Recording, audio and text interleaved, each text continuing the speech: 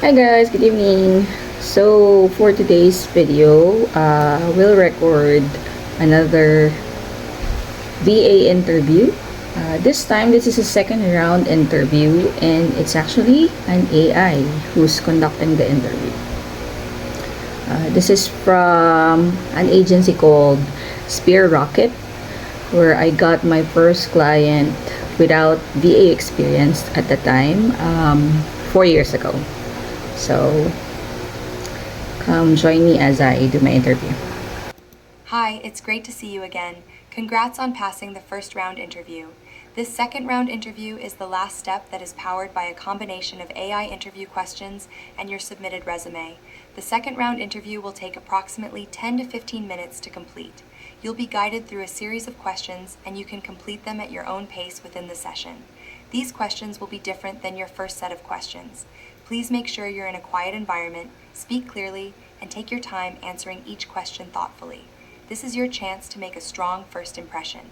Once you complete this step, our team will review your responses, and if you pass, which is much harder this time, our team will invite you for a live final interview with one of our team members. This final interview would not be driven by artificial intelligence. Let's proceed. Hi, Diane. I'll be your AI interviewer today. It's a pleasure to see you again. This is a structured interview designed to provide a fair and consistent experience for all candidates. For each question, you'll have about 2 minutes to respond. If you don't understand a question, you can ask me to repeat it. Are you ready to get started? Yes. Let's go over your background a bit. Could you please walk me through your two most recent or strongest work experiences? Feel free to highlight the roles where you developed key skills relevant to the position you're applying for. Yes, so I'd like to go over the recent jobs that I've had around executive assistant industry. So the first job I had is as an EA of a CEO of a healthcare facility. So I was there for about a year, and I helped manage her inbox and her calendar. I also assist in creating the weekly newsletter and scheduling her team members. After which, I moved to another EA role, this time for a global managing director. I was there for 2 years, and it's the same role that I've had, which includes inbox and calendar management. And then the next one is as a relationship manager of a credit card processing solution. I was there for 2 years and 5 months, wherein we help end-to-end processing of merchants or agents, those who's just starting their business, assist them in getting the right credit card processing solution and help them with onboarding. And the last one is an entrepreneur of a travel agency. And I pretty much did the same thing. It's more of email, calendar, and project management. When learning a new tool or software, what steps do you take to become proficient quickly and ensure you're using it effectively? In learning a new tool or software, I my learning style is a combination of a doer and a watcher. So I would go over if there are existing SOPs or existing job aids for that particular tool. If there is an existing user, I would love to shadow how it's being done. If there's none, then I'd go and watch videos so that I could be familiarized with it. And then I would apply it on my daily routine until I get comfortable in using that particular software. Can you share an example of a tool you recently learned using this method? Yes, a recent tool where I've applied that method is with the last executive that I've assisted. So they're actually using Monday.com and tracking all of the tasks, all of the leads and projects that they have in place. So although I've used that tool in the past, but I need a refresher as to how to use that and apply it on my daily tasks. What specific tasks or features of Monday.com did you focus on for the refresher? The specific task would be more on the automation side of Monday.com. So instead of me manually tracking the status of the task or the project that I'm working on, I set up a rule so that if that particular rule is triggered, that would automatically update the status of the task or project, and that would also send out an email to the executive that I am supporting. What is your process for building and maintaining structured systems, e.g., trackers, dashboards, SOP based workflows, to manage recurring operational tasks? In building process or maintaining structured systems, I would always check, of course, if there's already an existing process in place. After which I would either try it out myself to see uh, which part of the system or process has bottlenecks or needs improvement.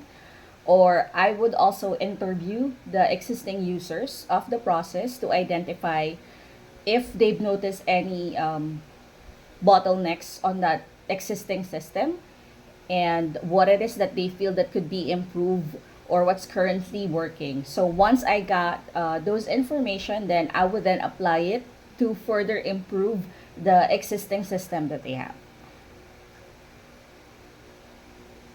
How do you prioritize which feedback to implement first? I would normally prioritize it based on the urgency of the feedback and how big the impact of that particular system is. If it impacts the company-wide process, or if it's just a different, if it's just a specific department who's being impacted on that, of course, I would prioritize that one that has company-wide implications. How do you determine the urgency of the feedback? I would determine it based on the financial impact of it in the company. So, for instance, with the travel agency that I have supported, if that would hinder them from creating a pricing proposal for the potential client that they have, then that would be definitely a red flag for me, and I would consider that as something that I would prioritize as more urgent than others. What methods do you use to ensure alignment between written instructions, actual execution, and final outputs in your work? I would say I would compare the existing SOP that they have with the new SOP that I have created. I'm also getting feedback from both my executive and the other members of the executive team. If they have a feedback on the execution of the final output versus the planned one that we have. What techniques do you use to audit your own output for consistency and accuracy across high volume or repetitive work?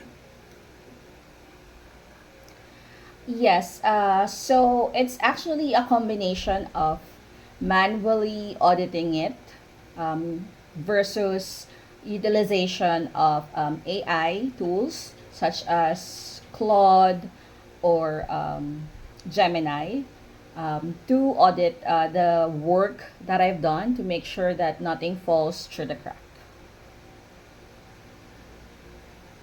Could you elaborate on how you ensure the AI tools are configured correctly for your needs? Yes, so prior to using the AI tools, I make sure that it is set up in a way wherein the persona of the company or of the executive is already preloaded there so that they already have a background, an idea specific to that company that I'll be supporting with prior to utilizing it. How do you verify that the preloaded persona is accurate and up to date? Yes, so I set aside time, I weekly or bi-weekly basis to make sure that that preloaded information is actually reviewed to make sure that the output of that is 100% accurate. Also, once I get the information from Gemini or ChatGPT, I make sure to proofread it as well if the output actually makes sense. Walk me through exactly how you manage the merchant onboarding process at Elite Pay, including the documentation you prepared and how you coordinated with risk and support teams. Yes, so since we are supporting the merchant from the acquisition up until the onboarding, normally what happens is once we get that particular lead, we reach out to them either through email or if they prefer other methods of communication like WhatsApp or Telegram. And then we would present to them the credit card processing solution that we feel best fit their company based on the company's profile, whether it's a startup or has a previous processing. Once we presented the solution and they have selected which banks they feel would be a better fit, then we start filling out the forms needed for the application and asking them to submit the required legal documents like their EIN, articles of incorporation, bank statements, government ID, and all of those things. And then once we have those data, we would then submit it via email or via portal on the particular bank that they have selected.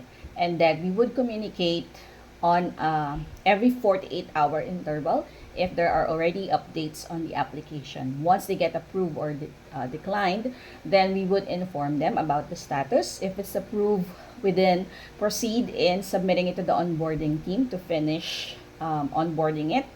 And if it gets declined, then we give them other credit card processing solution as options. You list HubSpot and Monday.com. How did you use each to streamline client relationship management at Elite Pay or prior roles? And what measurable impact resulted?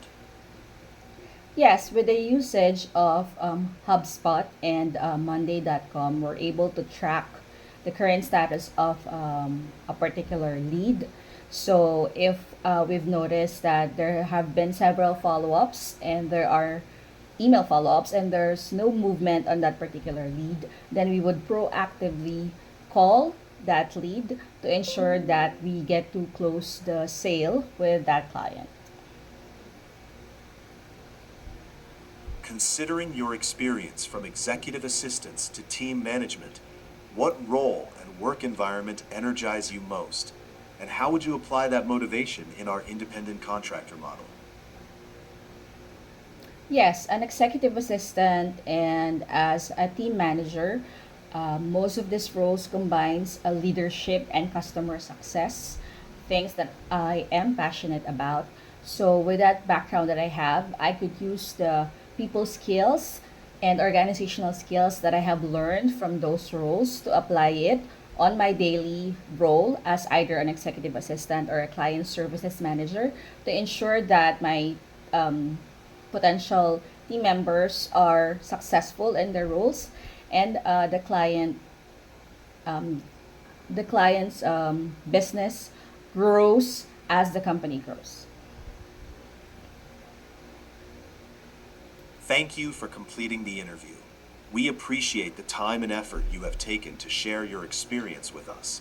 Your responses will now be reviewed as part of our selection process.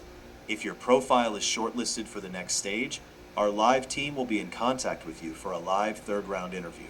Only 10% of all applicants get a third round interview.